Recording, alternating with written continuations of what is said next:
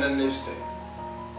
Akatika akati amunange waliwo obubaka CDF Muhoozi Kainerugaba first son magezi maso n'okubeera nga ateekako omukutu gwe gwa Twitter. Nonga bunene obubaka abasinga obungi babubye mu ttooki bagamba omusajja kye kimunyiiziza lwaki ataatabuse okwenkana waneeno ki ekimukyankalanyiza. Obubaka bwataddeyo agambye nti police arrest Kabobi immediately. Polisi mukwate Kabobi amangu ddala. Hold him until you bring him to me. Mumunyweze mpaka nga mumundeetedde. I personally consider Kabobi a labor leader. Nze nzikiriza nti Kabobi akulembera bayeekera. Who is a fair game for elimination? Ebyo byagenze maso n'okubeera nga ategeeza. N'agateko n'agamba Kabobi, I'm going to beat the crap out of you. Just utter my name or my family's name again, and I will break all those monkey teeth of yours. Kiwulidde birimu n'okumenya amannyo g'enkima. Teri kuddamu kubeera nga ayisa erinnya lya famire ye mu kamwa ke ane gwe bagamba Kabobi. Kati wano ndowooza ageze maaso n'okubeera nga yeetegeera nti ye Kabobi era ye Robert Kyagulanyi Ssentamu bw'ati wavuddeyo n'agenda maaso n'okubeera nga ayanukula. Jjukira ekigambo ka wano mu Buganda oyinza okugamba kiba kitegeeza ekintu ekiri awo ekitonotono ekitali kinene nnyo, akamotoka, akasajja n'ebirala. Kwegamba bamayinza ekikozesa mu ngeri ey'okunafuya omuntu. Kati Bobi Wine mu kupositinga agambye bw'ati, agambye a threat by Museveni's son who also head Uganda's military to behead me is not something I take lightly, given that many have been killed by him and his father, and considering their several attempts at my life. I refuse to be intimidated by the cowardly regime. The world is watching.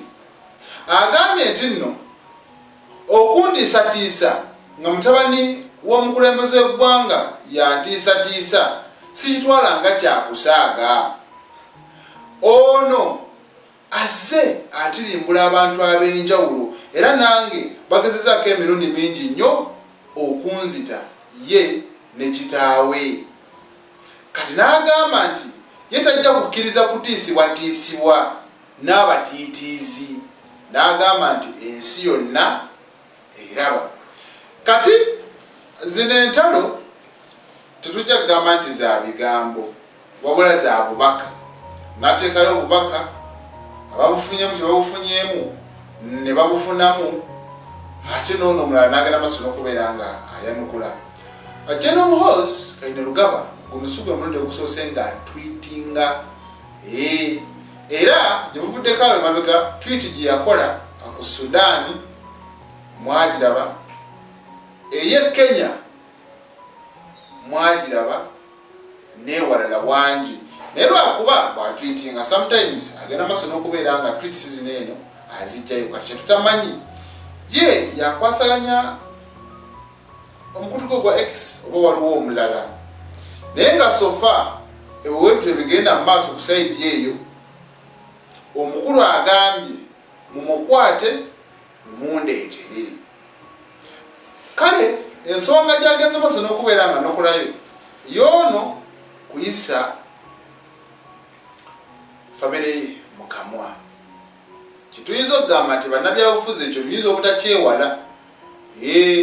Abayina okuvumirira n'okwogera ebikyamu byalaba abali mu gavumenti ne bakola. Naye ate akulira amagye nga CDF ye aba muweereza eri eggwanga, kuba amagye tegaba na sayidi. Gavumenti yonna yonna ebezzeeko ye sayidi gye gakwata. Bagamba nti katugeze FDC ewangudde, kitegeeza nti gabeerawo kuteekesa mateeka mu nkola batya kukuuma ggwanga n'ensalo lyago n'okukuuma obutebenkevu.